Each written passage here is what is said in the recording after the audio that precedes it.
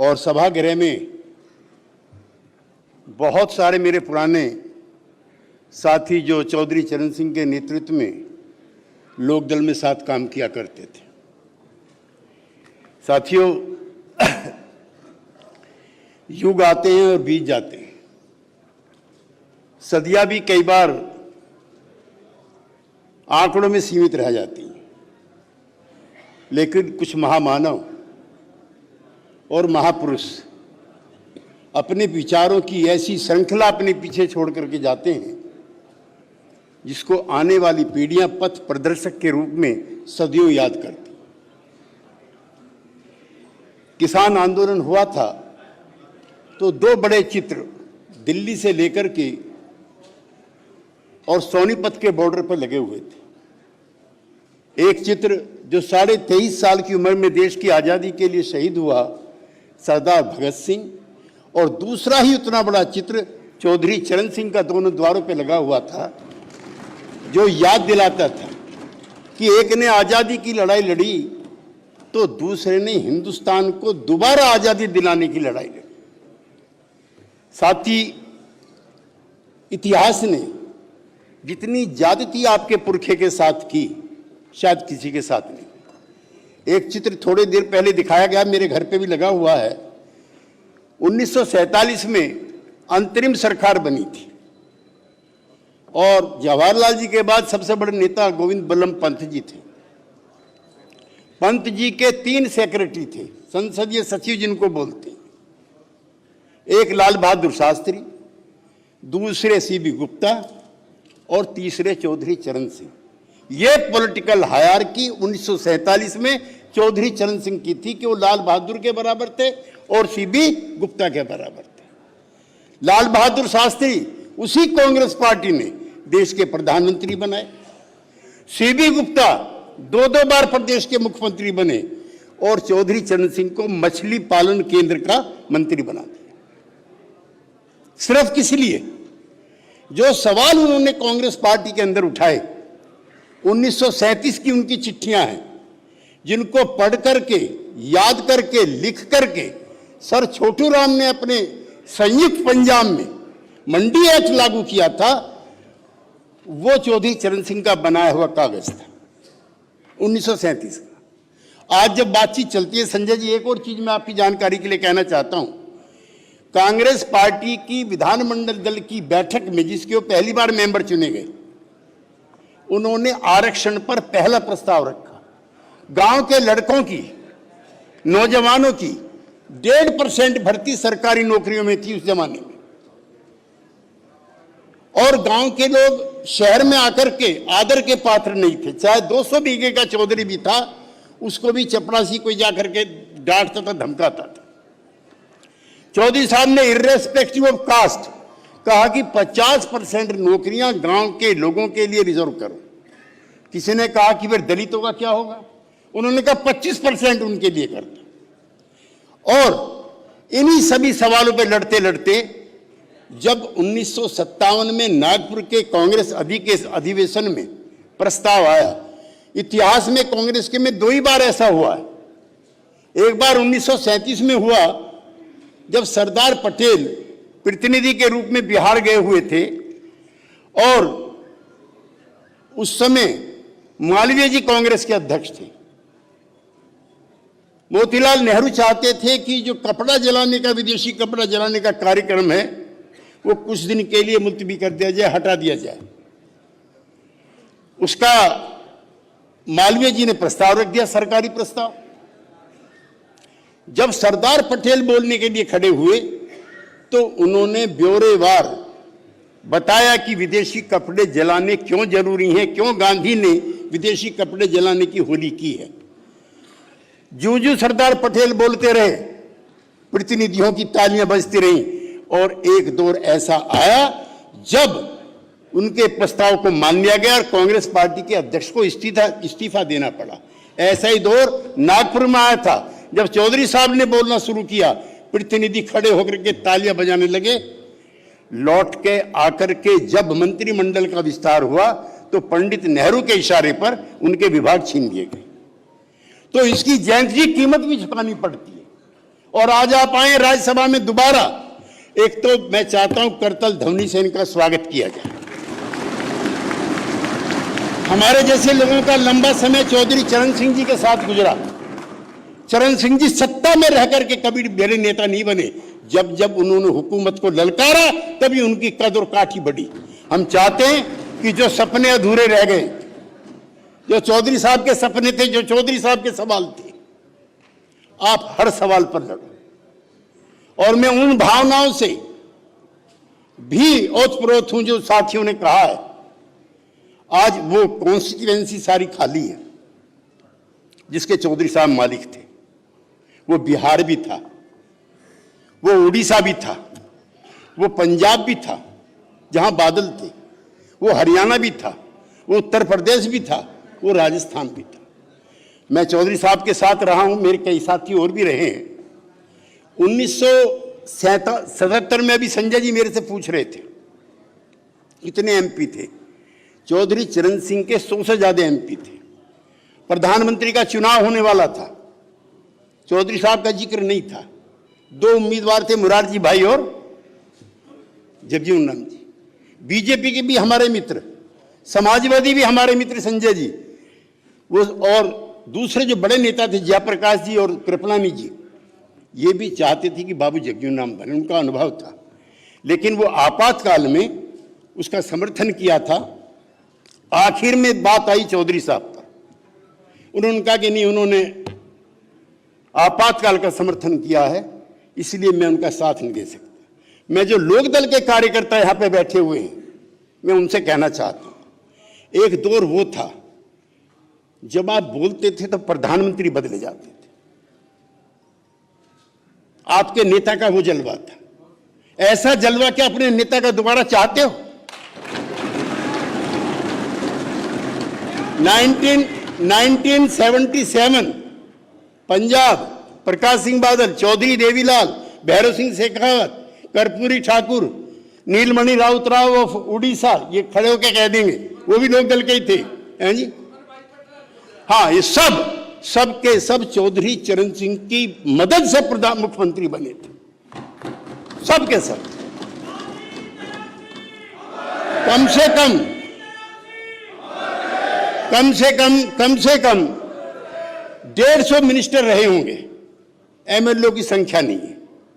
लेकिन मुझे अफसोस के साथ कहना, और ये संकल्प लेकर आपको जाना है, अगर चाहते हो कि आपका नेता, अगर चाहते हो जयंत चौधरी उन पद चिन्हों पर चलें, तो पहले जैसा जुनून पैदा करना पड़ेगा।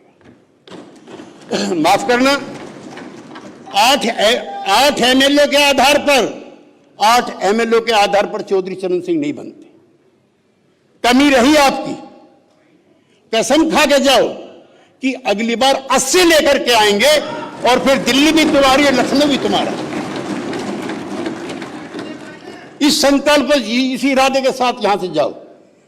जो सवाल यहां पे आए हैं, अभी लोकदल जब बना था 9 अगस्त 1974 को, और भी कई साथी होंगे, हिंदू महासभा भवन में मैं भी था जो चौधरी चरण सिंह जी उसके अध्यक्ष बने।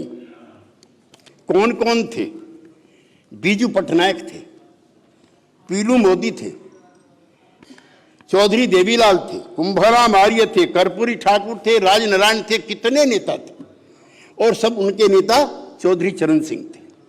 लोकदल बनाया, और अभी 2 दिन पहले मैंने एक बड़ी मैगजीन को बताया, वो कह रहे थे जनता पार्टी चौधरी चरण सिंह ने तोड़ दी। मैंने कहा गलत, चौधरी चरण सिंह की वजह से ही जनता पार्टी बनी। ना मुरारजी भाई चाहते थे, ना अटल जी चाहते थे, ना जॉर्ज फर्नांडिस चाहते थे, सिर्फ से सिर्फ इस देश की जनता चाहती थी, जयप्रकाश जी चाहते थे और चौधरी चरण सिंह चाहते थे।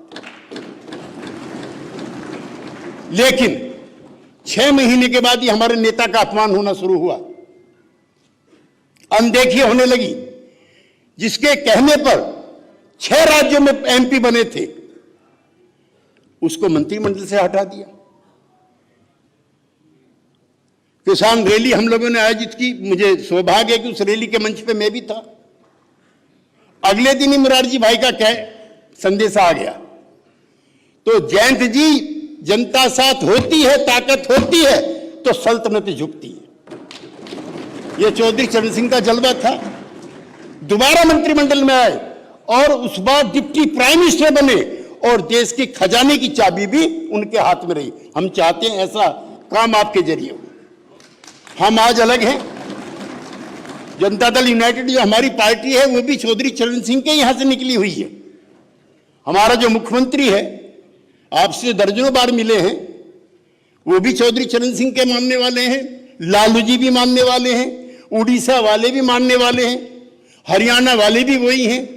लेकिन उत्तर प्रदेश सबसे बड़ा राज्य है और आपके साथ चौधरी चरण सिंह का नाम जुड़ा हुआ है, इसलिए आप में संभावनाएं हैं। ये बड़ी जिम्मेदारी यहां जो मेरे साथी आए हुए हैं ये उनकी है कि वो पार्टी को कितना संगठित करते हैं। माफ करना और बुरा मत मानना, अभी तो आप अपने गांव में प्रधान भी बनाने की स्थिति में नहीं हो, बुरा मत मानना। चौधरी चरण सिंह प्रधानमंत्री बनाते थे और तुम प्रधानमंत्री बनाने लायक भी आज नहीं बचे। क्यों? इस दायरे को बढ़ाओ। और इस दायरे को बढ़ाने का मंत्र आज हमारे मित्र जैना जी ने दिया है। 1 जून से बिहार में जनगणना शुरू होगी, कोई चाहे या ना चाहे। वहां की सारी पार्टियों ने कह दिया कि जो नीतीश कुमार जी चाहेंगे वो काम होगा। जनगणना क्यों जरूरी है इसका चौधरी साहब भी जिक्र करते थे। 1931 में हुई थी, जब छोटी और गरीब जातियों के लोग अपनी जाति छिपाते हुए डरते थे, बताते हुए डरते थे। समाज में थोड़ा पानी दे, जब समाज में जातीय श्रेष्ठता के आधार पर सम्मान होता था, नौकरियां मिलती थी। इसलिए 1937 में कृष्णा पटेल जी चली गई, कुर्मी लोगों ने लिखवा दिया अपने आप को छत्री। कुर्मी क्षत्रिय सभा बनी हुई है। जो पूर्वांचल के लोग हैं और जो कुर्मी समाज के वो जानते होंगे, कुर्मी पिछड़े हैं। बराबर का जिला है अलीगढ़, कल्याण सिंह जी हैं पिछड़े, लोध, पूरी बिरादरी लिखती है लोध राजपूत। तो ये उस समय की जो सामंती व्यवस्था थी उसके तहत जातियां लिखवाने से लोग डरते थे। इसीलिए जब मंडल कमीशन की अनुशंसाएं लागू हुई हैं तो 52.4% पिछड़े देश में हैं, ऐसा उसने माना है। और SC ST की पहले हो चुकी है। उनके अनुसार 24% जो है SC ST है देश के अंदर, ये उसने माना है। अब चिंता और डर क्या है, जो मेरे सभी साथी पहले से कह चुके हैं। अब देश के अंदर पिछले दिनों एक अखबार में चिंता व्यक्त की गई कि गिद्धों की संख्या कम हो रही है, गिद्धों की गिनती होनी चाहिए। उल्लुओं की संख्या घटी है, पिछले दिनों उल्लुओं की संख्या घटी है, इसलिए उल्लुओं की गिनती होनी चाहिए। और जो दौलत पैदा करने वाले लोग हैं, जिन्होंने इस देश को बना करके यहां खड़ा किया ऊंचाइयों पर, उनकी गिनती नहीं होनी चाहिए। लिहाजा ये आंदोलन, आप इसको जयंत जी पकड़े रहिए, यही आंदोलन है जो आपको लाल किले तक पहुंचाएगा। चूंकि चौधरी साहब के साथ जो सवाल जुड़ गए थे वो त्रिपुरा तक पहुंच गए। जातिगत जनगणना को मत छोड़िए, ये देश के 80% लोगों की जुबान है, 90% लोगों की जुबान है, उनकी तकलीफ है। और जातीय गौरव की जो श्रेष्ठता कुछ लोगों की है, ये उसके खिलाफ बगावत, जिनको सदियों से न्याय नहीं मिला।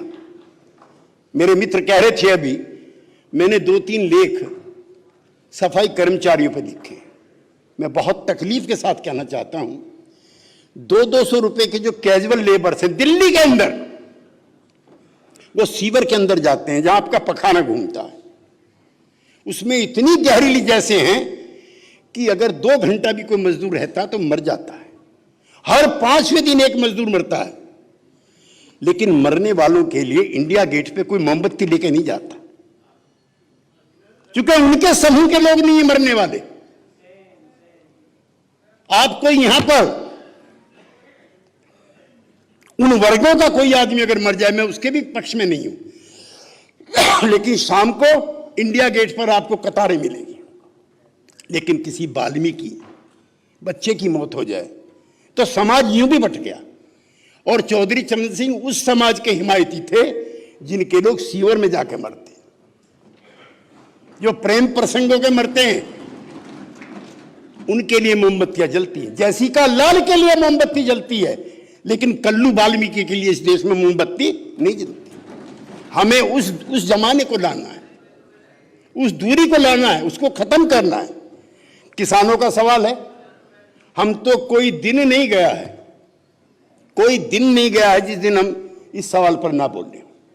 और मैं चाहता हूं कि आप जिस दिन संसद में पहले दिन प्रवेश करें, चाहे आपको अकेले आना पड़े, एमएसपी का कायदा कानून नियम बनाओ, वरना गद्दी छोड़ो। पहले दिन जाइए आप, उस दिन धरना भी रखवाइए किसानों से किसी स्थान पर कि मैं जा रहा हूं पहली बार इस ताकत के साथ, इस ताकत के साथ जा रहा हूं मैं। हां, ठीक कहा संजय सिंह ने, जब संसद बांझ हो जाती है तब सड़कों को गर्म करना पड़ता है। आज संसद बांझ है, उसके दिन घट गए हैं, उसकी तारीखें घट गई हैं और बोलने वालों की तादाद भी कम हो गई। लिहाजा चौधरी चरण सिंह का अक्स और उसकी शक्ल आप में दिखती है। लिहाजा जिस दिन पार्लियामेंट चले, प्रधानमंत्री ने तीनों कानून वापस लिए, हम उनका भी धन्यवाद करते हैं, क्योंकि हम तो एनडीए में भी हैं। आपकी संगत में रह के वहां से ना बाहर चले, आराम से रहने दो ना थोड़ी देर। इसलिए हम चाहते हैं कि अंदर से हम लड़ें और बाहर से हम लड़ें, और ये एमएसपी का जो कानून है लागू होना चाहिए। 52% किसान इस समय कर्जदार है। हर किसान पर लगभग 16,000 से ज्यादा रुपए का कर्जा है। हर 5 मिनट के बाद देश के अंदर एक किसान आत्महत्या कर रहा है।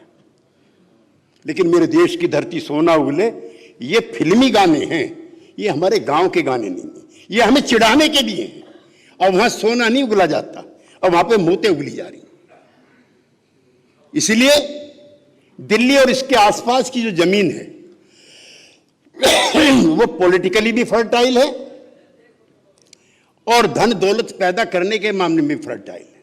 लेकिन भूख से और कर्जे से पंजाब हरियाणा ही छोड़ो, सिसोली गांव के भी एक किसान ने आत्महत्या की है। सिसोली गांव के भी एक किसान ने आत्महत्या की है। लिहाजा आज तक किसी पूंजीपति ने, जिन पे करोड़ों करोड़ों रुपए के कर्जे हैं, आत्महत्या नहीं की। उनके लिए कानून बने हुए हैं। किसी की सरकार हो, उनका नुकसान कम होता है। अब दूसरा सवाल जो है वो इसी से जुड़ा हुआ है। वो नया सवाल आपने शुरू किया, मैं उसके लिए आपको धन्यवाद भी करना चाहता हूं। पब्लिक सेक्टर खत्म, सारे मित्र बता रहे हैं, प्राइवेट सेक्टर में नौकरी नहीं, इसलिए जाति का भी हो और ग्रामीण परिवेश से, जैसे आपने इकोनॉमिकली वीकर सेक्शन का 10% किया है, ये जुडिशरी में भी हो।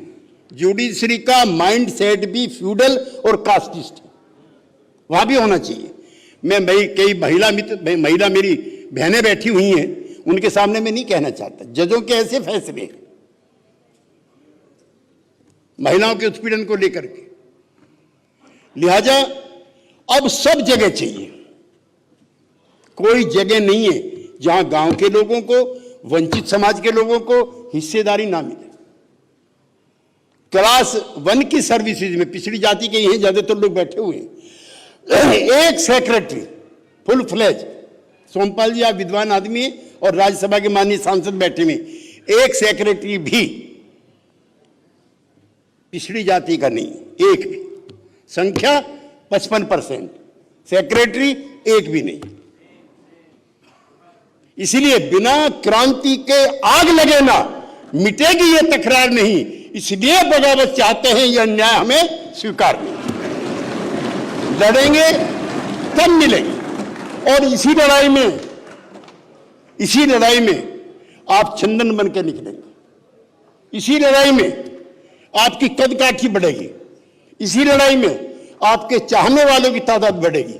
और एक चीज और कहना चाहता हूं, अगर इस लड़ाई को आगे बढ़ाया तो उत्तर भारत के सभी पार्टियों के छोटे छोटे संगठन आपके नेतृत्व में आएंगे, जैसे चौधरी चरण सिंह के भी आए थे। अब अगर हमें बुलाना चाहते हो, मैं लोकदल वालों से पूछना चाहता हूं, भाई हम आपके साथ कैसे हैं? हम तो आपसे बड़ी पार्टी हैं बिहार में, आप बड़ी बनाओ, हम आएंगे। चमत्कार को नमस्कार। आप जयंत चौधरी को ताकत दो, लोकसभा का चुनाव आएगा अगले से अगले साल, एक भी जयंत चौधरी की और लोकदल की मर्जी के बगैर एमपी नहीं बनना चाहिए। करो तैयार, या दिल्ली में भी हिस्सेदारी मिलेगी। और चौधरी चरण सिंह जब 74 में आए थे, उत्तर प्रदेश का चुनाव था, प्रकाश सिंह बादल 15 गाड़ी लेकर के 5 लाख रुपए लेकर के पहुंचे थे बगैर बुलाए। देवीलाल जी भी नहीं थे तब तक लोकदल में ठीक से, चांदराम थे, वो पहुंचे थे। तो ये देश तो सत्ता का पुजारी है, इसलिए जयंत चौधरी को सत्ता के करीब दिखा दो, पूरा हिंदुस्तान तुम्हारे साथ हो।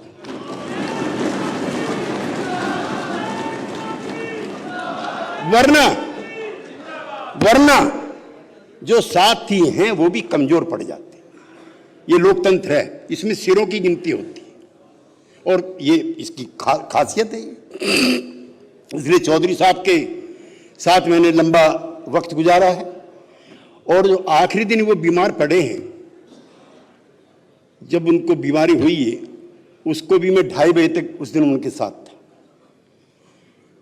और जो मेरे सुल्तानपुर के प्रेम मित्र साथी संजय सिंह कह रहे थे, मैं आपसे भी निवेदन करना चाहता हूं, अपराधी प्रवृत्ति का एक भी आदमी आपकी पार्टी का उम्मीदवार नहीं बनना चाहिए। जयंत जी, आपकी पार्टी का कोई उम्मीदवार अपराधी ना हो।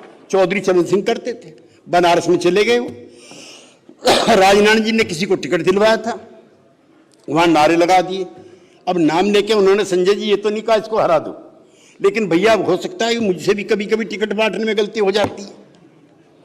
वो दिवाली पे जुआ खेलता पकड़ा गया उनका उम्मीदवार चौधरी साहब का। अब 8-7 पहुंच गए वहां पे, हालांकि चौधरी साहब के यहाँ कई बार झूठे भी पहुंच जाते थे विरोध करने के लिए, है ना, कभी कभी। लेकिन उन्होंने कहा कि ये नारे लगे उस पर, जो पकड़े गए, फला फला आए हैं, ताश की गड्डी लाए हैं, चौधरी साहब भाषण दे रहे। ये ताश की गड्डी का क्या मतलब? फिर किसी ने बताया जुआ खेलते पकड़े गए। तो चौधरी साहब ने कहा कभी कभी मुझसे भी गलती हो जाती है, अगर गलती हो जाए तो उसे ठीक आप कर सकते हो। तो ठीक जनता अपने आप ही कर देती थी।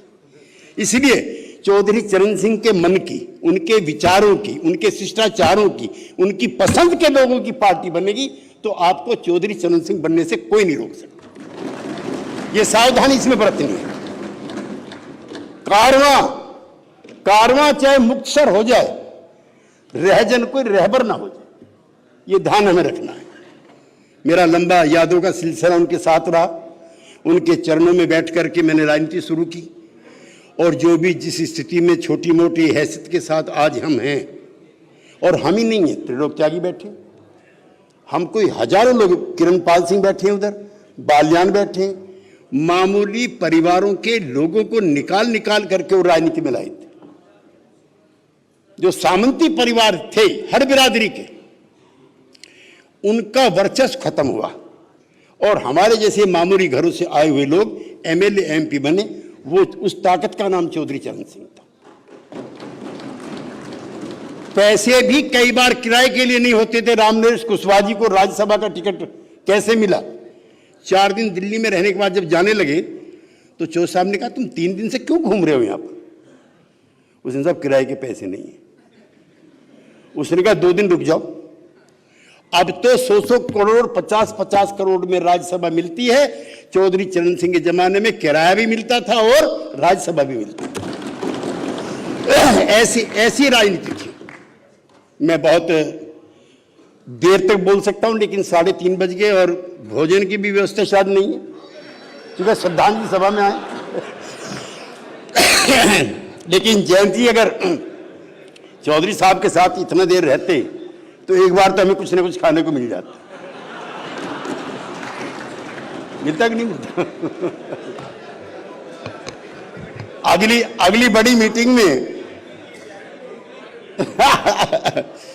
तो मैं तमाम लोकदल के जो मेरे पुराने साथी हैं, उनका मैं इसलिए धन्यवाद करना चाहता हूं कि जो आज आए हैं वही चौधरी चरण सिंह के सच्चे भक्त हैं। ये संकट की घड़ी है। ये चौधरी अजीत सिंह जी के बाद जो संकट आके पड़ा था उसको जयंत चौधरी के कंधों पर वो आया।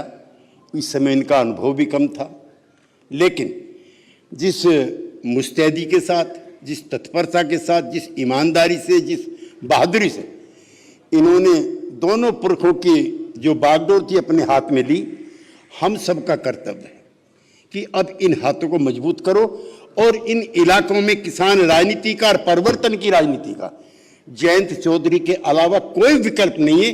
आप घर घर जाओगे तो निराश होकर के आओगे। इसी के साथ मैं अपनी बात समाप्त करता हूं। धन्यवाद।